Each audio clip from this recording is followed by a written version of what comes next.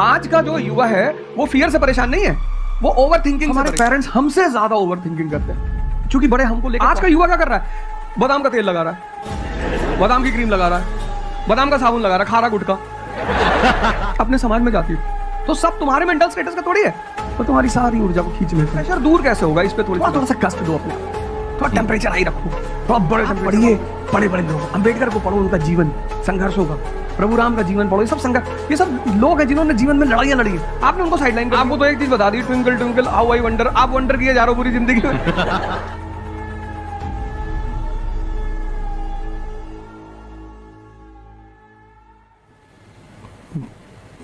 Jai Hind, friends.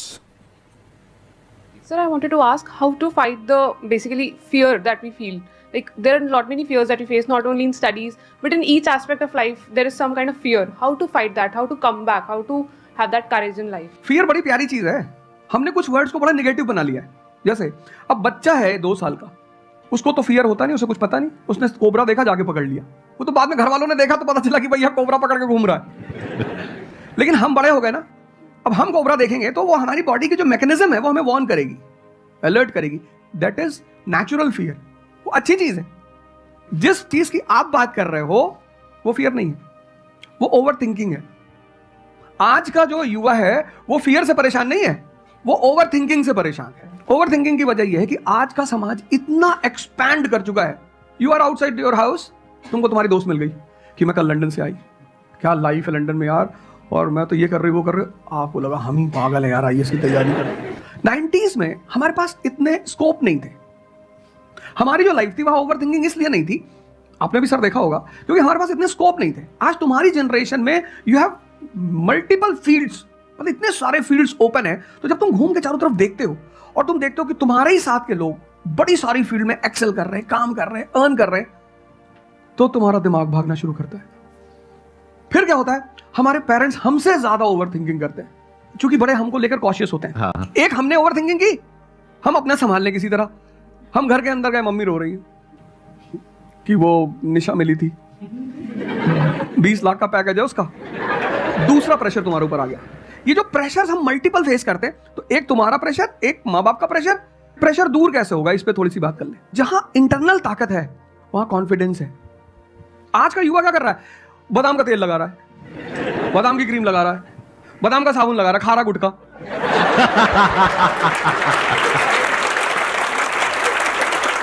आप लोगों को चूंकि हर तरफ प्रेशर झेलना है, तो प्रेशर झेलने का सबसे अच्छा तरीका होता है इंटरनल पावर।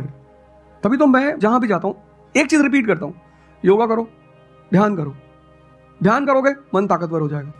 सर, आपने जैसे कि अभी बोला कि मेंटल स्टेट के लिए एक्सरसाइज करो, योगा करो, तो पहले तो मैं फिजियोथेरेपिस्ट हूँ, ठीक है। मैं सुबह से मतलब योगा या एक्सरसाइज मेरा डेली रूटीन है, करना भी और कराना भी। उसके बाद भी at the end of the day मैं डिप्रेस हो जाती हूँ। ये नहीं कि मन नहीं लगता, इस चीज़ में ही मन लगता है, फैमिली से भी पूरा मन लगता है, ठीक है। उसके बाद भी end of the day depress हो जाती हूँ। तो उसको डिप्रेशन कैसे कम करी जाए? तुम दिन भर अपने आप को मोटिवेट करती हो, काम करती हो, जब तुम वापस घर में आती हो, अपने समाज में जाती हो, तो सब तुम्हारे मेंटल स्टेटस का थोड़ी है, वो तुम्हारी सारी ऊर्जा को खींच लेते हैं। इसलिए तो माँ बाप हमारी संगत पे बड़ा ध्यान देते हैं।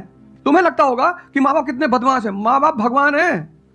उनका एक्सपीरियंस तुम अपने दोस्तों को लेकर जाया करो उनके सामने। कोई अल्ट्रासाउंड क्या करेगा जितना माँ बाप करते हैं। क्या बता देते हैं, बहुत दुष्ट है ये, इसकी आंख के नीचे देखो यहाँ निशान है, बहुत दुष्ट है ये। और वो लॉजिक भी बड़ी अच्छी सी देते हैं, कोई कुछ भी देते हैं लेकिन बड़ा अच्छा सा लॉजिक देते हैं। तो ये हमारे साथ होता है। इसलिए हमें पहले गुरुकुल भेजा जाता था, और आज की हमारी सोसाइटी इसको सिर्फ नेगेटिव दिखाई पड़ रहा है। मैं अभी अब घर गया था, हमसे लोग कह रहे भैया 24 का चुनाव लड़ोगे? मैंने कहा यार पॉलिटिकल पार्टियां कह रही कि तुम सीधे प्रधानमंत्री बन जाओ। अननेसेसरी परेशान किए होंगे, अननेसेसरी दूसरों से मत। और ये एक जगह का नहीं है, ये यूनिवर्सल हो चुका है। तुमने कह दिया कि मैं आईएएस की तैयारी कर रही हूं, अरे नहीं होता किसी का। तिवारी जी की लड़की दी थी, 2 साल बाद पागल हो गई। तुम इतने डिप्रेस समाज में रह रहे हो। वो तो महेश्वरी जी जैसे लोग हैं जिन्होंने बहुत लोगों को जिंदा कर रखा है। हाँ। मैं दोनों मुद्दों पे बता, हम सब हारने से डरते हैं, और मजेदार बात है कि वो डर हमारी हार की वजह बनता है। 98% केसेस में हारने से क्यों डरते हैं? क्योंकि हम जानते हैं अगर हम हारेंगे तो वो जो पीछे 3 लोग बैठे ना, रिश्तेदार, रिलेटिव्स और फ्रेंड, वो जीने नहीं देंगे। एक ही आदमी को आप सुनते हो ना जिससे टेम्परेचर हाई हुआ, हमको सुन लिया कुछ ज्यादा ही हाई हो गया। लेकिन 2 लोगों को छोड़ दो, 3 लोगों को छोड़ दो, 4 लोगों को, ऐसे 10-12 लोग हिंदुस्तान में है, पॉपुलेशन 1 बिलियन 50 करोड़। तो तुम 10 लोगों को सुनो और बाकी जो तुम्हारे साथ 500 जुड़े हैं वो तुम्हें तो नीचे ही ले जा रहे हैं। इससे बचो, अपनी सर्कल को थोड़ा सा रिजर्व करो। तुम किससे बात करते हो, कौन सा लिटरेचर पढ़ते हो, लिटरेचर पर ध्यान दो। मैं आश्रम में था, मैंने ज़्यादा खाना खा लिया।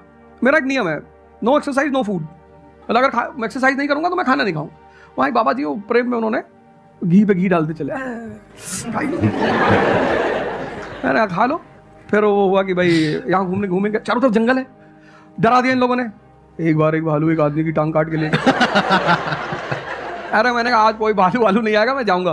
फिर मैंने 4-5 लोगों को तैयार किया अपने साथ, उनको थोड़ा मोटिवेट किया कि जंगल में घूमने से ऑक्सीजन लेवल बढ़ता है। वो लोग भी तैयार हो गए कि चलो। तो हमारे साथ एक साहब अमेरिका से आए हुए थे, वो भी वॉक करने निकले, बोले हम भी चलेंगे। मैंने कहा भाई साहब क्यों जा रहे हो? कहते हम भी चलेंगे। मैं उनका नाम नहीं लूंगा। 1 किलोमीटर के बाद उन्होंने मुझसे कहा मेरे बैग में यहाँ बहुत पेन हो रहा है। 1 किलोमीटर। तुम लोगों ने पता है अपने आप को कष्ट देना छोड़ दिया है। You are dying for luxury, you have become weak physically and mentally. थोड़ा सा कष्ट दो अपने आप को, थोड़ा टेम्परेचर हाई रखो, थोड़ा बड़े टेम्परेचर वालों के साथ रहो। हमने अपने आप को कष्ट, हम कौन सी नॉवेल पढ़ रहे हैं? नहीं। आपने बहुत सारी गलतियां कर दी, आपकी जनरेशन ने अपने को कष्ट देना छोड़ दिया। आप पढ़िए बड़े बड़े लोग, अंबेडकर को पढ़ो, उनका जीवन संघर्षों का, प्रभु राम का जीवन पढ़ो। ये सब संघर्ष, ये सब लोग हैं जिन्होंने जीवन में लड़ाइयां लड़ी हैं। आपने उनको साइडलाइन कर दिया। आप राणा प्रताप के बारे में कुछ जानते ही नहीं हो, आपको वो पोएम याद ही नहीं है, खूब लड़ी मर्दानी वो तो झांसी वाली रानी थी। आपको तो एक चीज बता दी, twinkle twinkle how I wonder. आप वंडर किए जा रहे हो पूरी जिंदगी में। आपने कहा कि पूरे दिन मैं अपना काम करती हूँ, दैट इज फिजियोथेरेपी जो आप करते हैं, और शाम तक आते आते आपको थोड़ा सा डिप्रेस फील होता है, थोड़ा सा डाउन फील होता है, तो उसके पीछे क्या रीजन है आप बताइए। जैसे कि मैं बाकी पेशेंट देखती हूँ पूरा दिन में, हाँ। बट जब मैं घर पे आती हूँ तो मैं अपने मम्मी पापा को देखती हूँ। ठीक है। जो मैं उनको कहती हूँ कि आपको ये एक्सरसाइज करनी है, ये करना है, आपके लिए ये ज़रूरी है, वो ये नहीं करते। तो फिर वो मुझे डिप्रेस होता है कि मैं जब सबको सही करती हूँ और मैं अपने घर में ही सही नहीं कर पा रही। आप सबको सही नहीं करते हो, आप उन लोगों को सही करते हो जो आपके पास आते हैं। हाँ एग्जैक्टली। तो अगर आपके पेरेंट्स सही नहीं होना चाहते हैं तो उनको कौन सही करेगा? बेसिकली हमारी प्रॉब्लम क्या है कि जो नहीं करना चाहता उसको भी करवाना चाहते हैं। एग्जैक्टली। फॉर एग्जाम्पल, आप में से यहाँ पे कुछ लोग बैठे हैं और बैठे हैं जो कहते हैं कि भाई आप कुछ भी बोल दो, हम तो जैसे थे वैसे ही रहेंगे, उखाड़ दो जो उखाड़ सकते हो, आप अकेले आ जाओ, आप साथ में हो जा, सर को ले आओ, आप 10 को ले आओ, हम तो नहीं बदलने वाले। उनका कोई कुछ कर सकता है? समझ गए? तो यहाँ पे किसका एक्चुअल में किसकी लाइफ बदलने वाली है? यहाँ पर हो सकता है कुछ साल बाद आप ही में से कोई यहाँ पर बैठा होगा, बट वो इंसान कौन होगा? जो खुद अंदर से बदलना चाहता है ना। Yes sir, thank you sir.